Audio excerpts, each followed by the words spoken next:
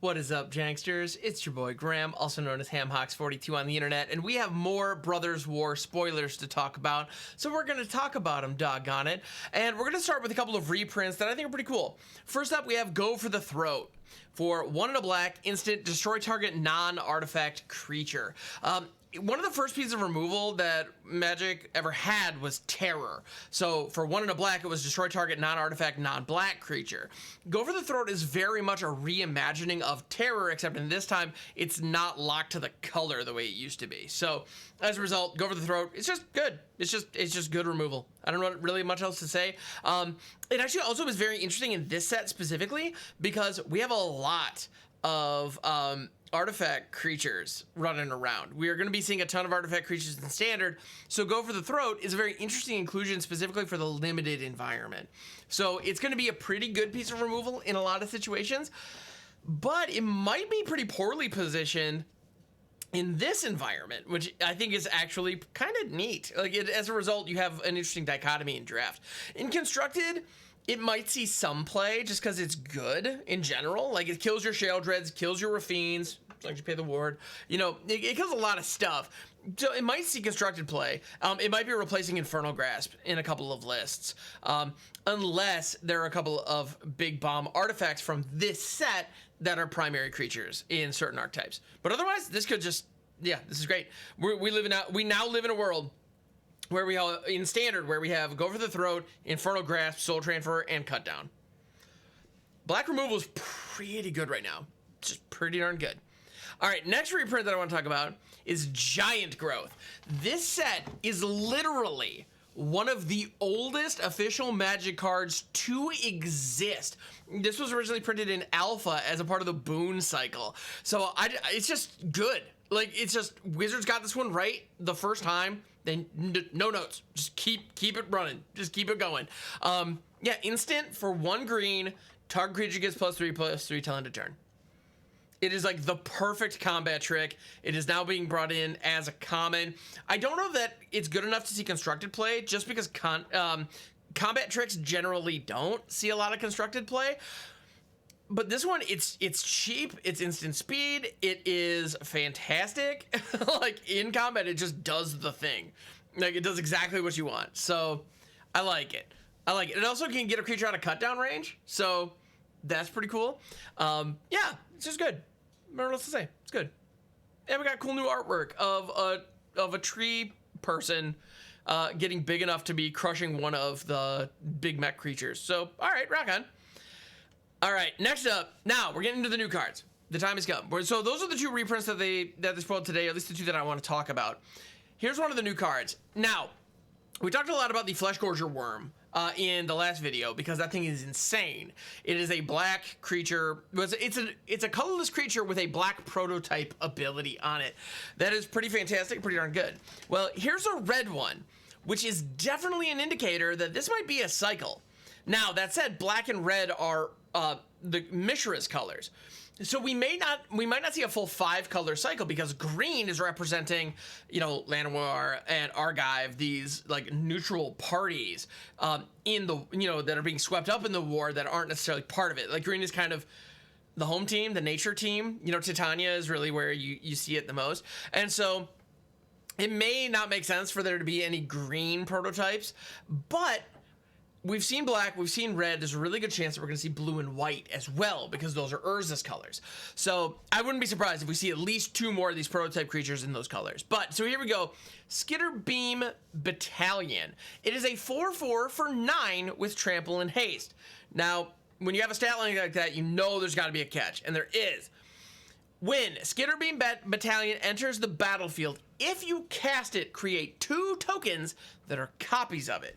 So this card is actually pretty darn good on its face because if you do spend the 9 mana and you get this creature on the battlefield, you get 3 4/4s with trample and haste. That is 12 power on the board for 9 mana. I mean, you gotta spend 9 mana, but you get the power for it. And it's across 3 bodies, so it's more difficult to interact with. So, pretty darn good. The only problem is this isn't just a strict ETB. You have to have cast the card first. Now, this in like a deck with fight rigging, where you can cast cards on hideaway, so you can cast them for cheap or cast them for free. like situations like that, this becomes very, very good. In a situation where you just want to cheat on the battlefield, like with a reanimator spell or with some other means like that, or if you want to do the flicker shenanigans that we had talked about with the Fleshgorger Worm, in the case of Fleshgorger Worm, it's great. In the case of Battalion, not so much. And the prototype is 3 red. So the prototype is 5. So it's like, yes, it's cheaper than 9, obviously, but it's still an investment. That's like a decent chunk of mana. And instead of a 4/4, you get a 2/2. Well, or you get 3 2/2s, as it were. And then if you were to blink Skitterbeam Battalion, the original Skitterbeam Battalion, instead of it being a 2/2, it would enter the battlefield as a 4/4, but you wouldn't create the tokens anymore. So you would just have, you know, a 4/4 and 2 2/2s lying around, which is like not bad, but definitely nowhere near as powerful as we were seeing with some of the other, well, the other prototype card that's been spoiled so far. So it's good, it's cool, I like it. It's one of those kind of weird build-arounds where you have to be able to cast it. And so as a result, to be honest, I don't expect to see this one get much play at all, if any, to be honest. Because for 5, getting 3 2/2s is not bad. Like, it's not bad, but it doesn't feel great either. I don't know. It's interesting. I'd be more than happy to eat my words on this one, but yeah, I don't think this one's gonna make as much waves, or as many waves as the worm. And who knows what the other prototype creatures will be. We'll see. All right, next up we have the Stone Brain, which is just weird. Like, yeah, we have literally a brain that looks almost like a helmet of some kind, just sitting on some like overgrown stones. I have no idea what the heck's going on here. I definitely need to look this one up.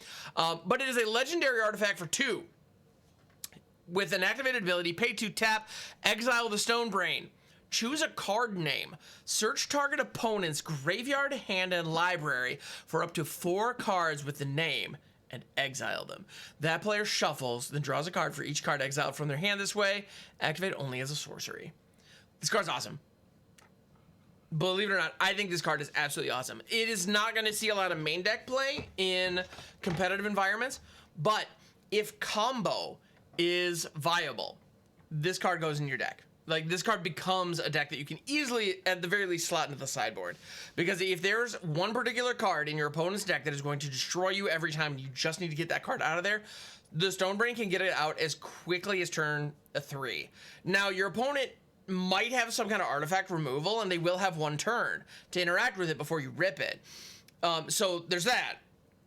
But at the end of the day, this is giving an effect that we've seen almost exclusively in black in the past to everybody. So if you have an Azorius deck, if you have a Dimir deck, if you're running, well, Dimir had it already. Actually, Dimir was like the primary one with Unmoored Ego. That was an older card that had this exact same effect, but it's a sorcery for 1 blue-black.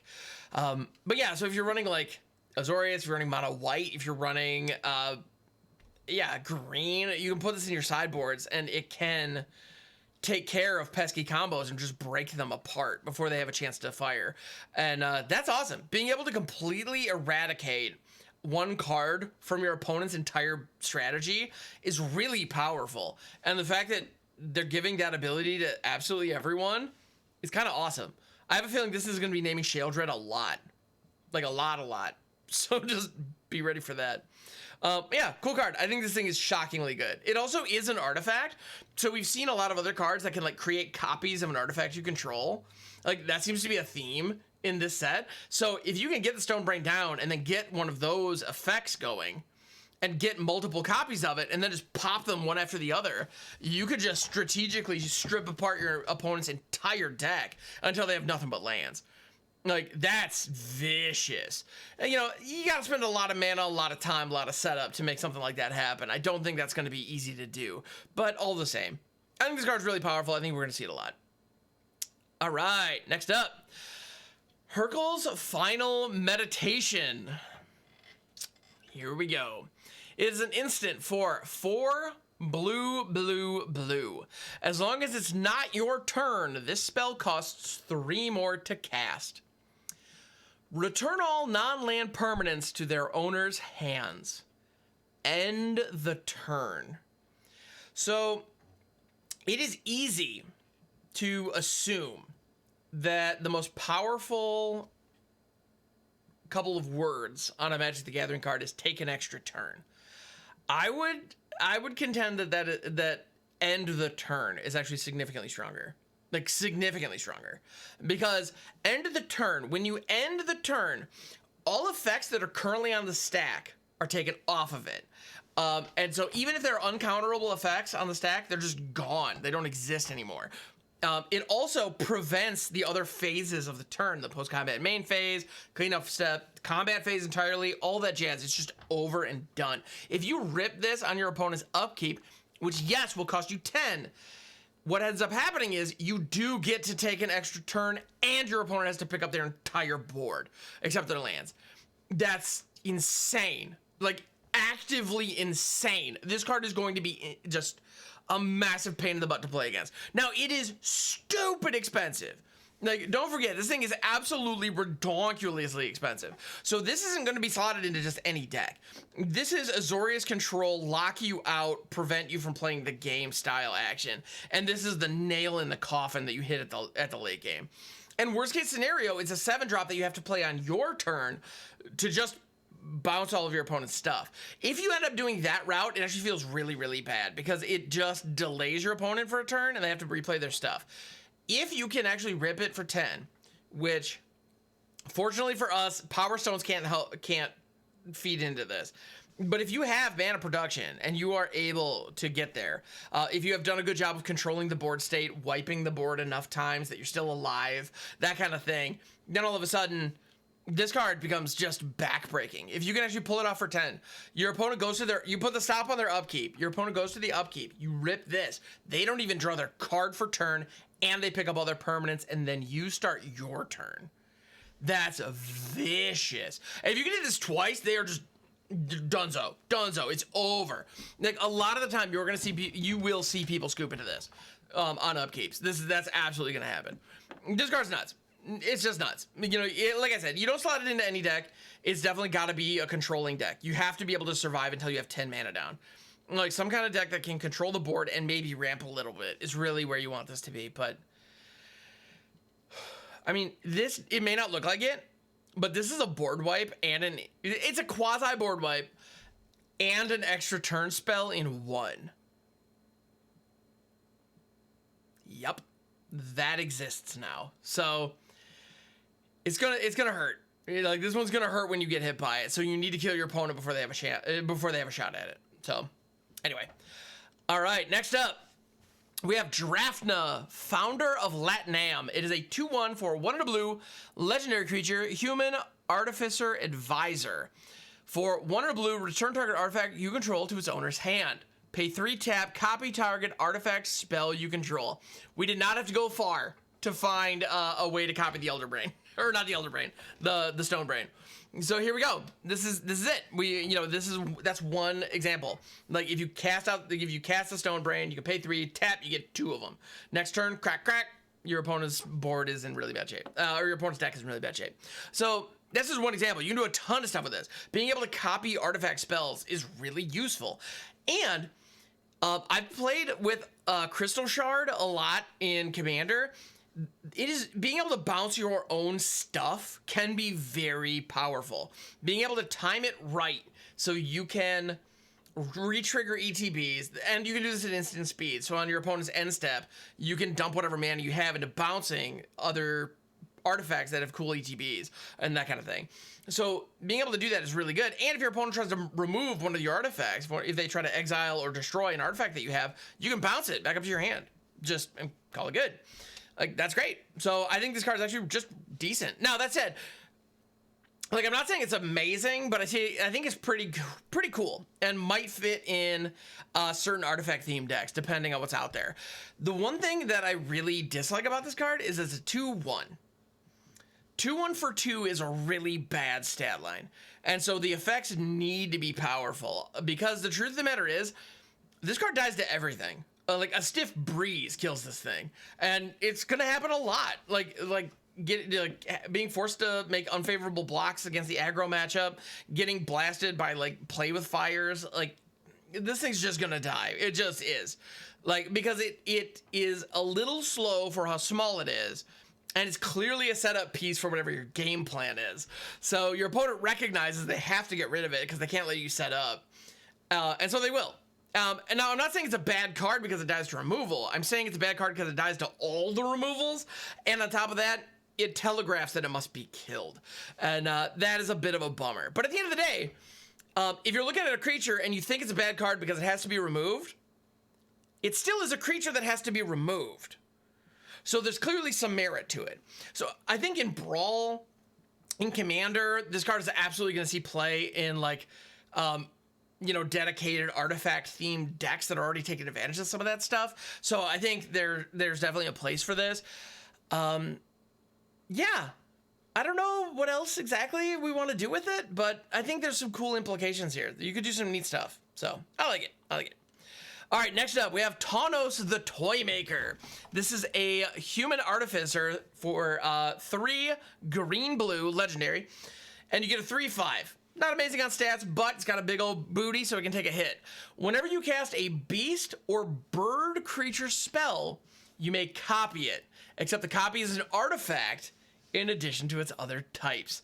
So I don't know if you've played with birds or beasts specifically anytime recently, but they are fairly limited. Like, it is a pretty narrow band of creatures. However, there are some pretty cool ones in there. And to be honest, beast is a creature type that has been stapled to gigantic cool things throughout Magic's history that could be really neat to have 2 whenever you play 1. This definitely gives me Volo vibes, like Volo the Scholar of Monsters or whatever that guy was from AFR, where if you had, like if you cast a creature spell and it didn't share a type with a creature you already had on the board, you just got a second one for free. It has kind of that vibe, except it's a little easier to pull off. Now, I say easier to pull off because I'm thinking like Commander or even like Explorer or, you know, like older formats. In Standard, I think this is going to be super hard unless like beasts and birds are somehow thematic in the next couple of sets, or maybe there's some cool green beasts we haven't seen yet in this set.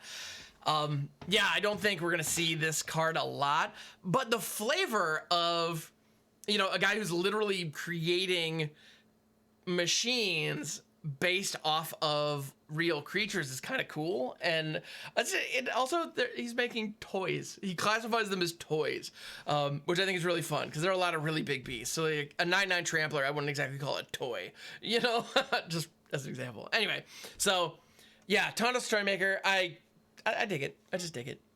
Yeah, I think it's going to be expensive. I think it's more like Commander style. I don't think this is going to make any waves in competitive. Like Volo actually had very much the same situation. I think it was even cheaper. Like Volo saw almost no competitive play. Every now and then you ran into somebody on the ladder trying to make it work, but it was just too inconsistent. And I think Tawnos is going to be kind of like that. It's also a 5-drop. It's a 5-drop setup piece. Like, that screams Commander to me. Like, I don't know another format. Like, in casual Commander at that. Like, if your pod is a little bit more spiky, even this is going to be really tough to pull off. So, anyway. All right, we have one more card I want to talk about today. There are plenty more cards. Actually, there were a handful that were spoiled today, but I don't quite have good images for them, so we're going to get it. So if you're wondering, like, hey, where's the Ashnot? Don't worry, I have thoughts. We will share them tomorrow, I promise. But yeah, for right now, we have one more to talk about, and that is Takazia's Welcome. It is an enchantment for 2 and a white. Whenever one or more creature with mana value 3 or less enters the battlefield under your control, draw a card. This ability triggers only once each turn. Now, I don't love the fact that white card draw only triggers once each turn. Like, that's just a bummer. However, I am running Welcoming Vampire in a number of decks because it just draws a card each turn. Like, just if the deck does anything that it wants to do, you're just drawing cards. And Welcoming Vampire is relatively easy to kill. It is an eligible target for cut down. It can now get hit by Go for the Throat. Like, any piece of removal that is in Standard right now could pretty much kill that thing. With a couple of exceptions. Like, I guess there are a couple, like, 2 damage red spells that can't. But in any event, a lot of ways to remove that card can you know, they work. Meanwhile, Takazia's Welcome as an enchantment makes it a little tougher to kill, which is good. And it doesn't seem as threatening as a lot of the other cards out there. Like Wedding Announcement is one that you just like must kill on the spot all day, every day, because it's just going to snowball. The fact that it turns into an anthem after drawing your opponent a couple of cards is a big, big deal. And I mean, we see it in a ton of decks all over. And, like even at the highest levels, people are running it. So, you know, that one, you know, people are running enchantment removal because of cards like that or Fable the Mirror Breaker that are seeing a ton of play all over. So those of us who are trying to make Arcane Bombardment and Rabble Rousing work, we're kind of SOL. But I feel like Jakazia's Welcome is far less threatening than Wedding Announcement because it doesn't actually put cards on the board and it never changes. It just stays as this card draw spell. However, if you're in a creature-based strategy that has small creatures in it rather, especially if you have cards with flash. If you have creatures with flash, this is amazing because those trigger. You know, those trigger it. And even if they're tokens, if you're creating a token, this does qualify. It does not care if you cast the creature spell. It says whenever one or more creatures with a mana value 3 or less enter the battlefield under your control, draw a card. Well, tokens, if they're created by another card and they're not like a copy of something, don't have a mana value. And as a result, it's considered 0 for the purposes of something like this. So that triggers this. So if you have flash speed creatures, if you have, there are also like very large creatures that have low mana value. Like Shakedown Heavy triggers this. Shakedown Heavy does not go anywhere near triggering a Welcoming Vampire because Welcoming Vampire keys off power. So I actually think this card is like better than it looks. And part of the thing that makes it better than it looks is opponents aren't going to be targeting it with removal as readily, at least at first. I think that's going to change. I think people are going to catch on to how good this thing is because you're going to be drawing, you know, like Wedding Announcement's nice, but you end up like you draw the 2 cards or you draw 1 card off it and then it becomes Glorious Anthem. Like, all right, you drew a card and it produced some bodies that are now bigger. Cool. Like it's good in that regard and probably still better than this. But if your deck's doing the thing, Takazi's Welcome could draw you 4 or 5 cards throughout the course of the game very easily in a standard game. I mean, that's big time. Like, and on top of that, it doesn't have to be your turn. Like, you can trigger this when your stuff is entering on your opponent's turn. For example, you know, you have the Resolute Reinforcements from Dominator United. That's a flash creature that puts 2 1/1 bodies on board with a mana value of 2, by the way. So that absolutely works. Wandering Emperor can actually activate on the opponent's turn if you cast her that turn to produce a Samurai. That would trigger this. Like, I think this is actually shockingly good. Like, I think this is actually way better than it looks, and I like it. I think I'm gonna find ways to. I'm gonna find excuses to put this in a couple of decks. And this plus Wedding Announcement together are awesome because if you didn't draw the card for the attack on Wedding Announcement and you produce the 1/1 token, this gives you a card. So I think those two are gonna get along famously. I don't think there's a 4 of, like it probably in any deck. I think it's probably a 2, maybe 3 of, depending on how aggressive you are with the creatures. But it's also not legendary. So if you have multiples, you will draw multiple cards. So cool stuff. I mean, it's card draw. It's card draw on a white enchantment that promotes you, that encourages you to have creatures. It's beautiful. It's just beautiful. I think like the more I read it, the more I look at it, the more I think about it, the more I like it. So anyway, that was the video for today. Thank you so much for checking it out. I appreciate it very, very much.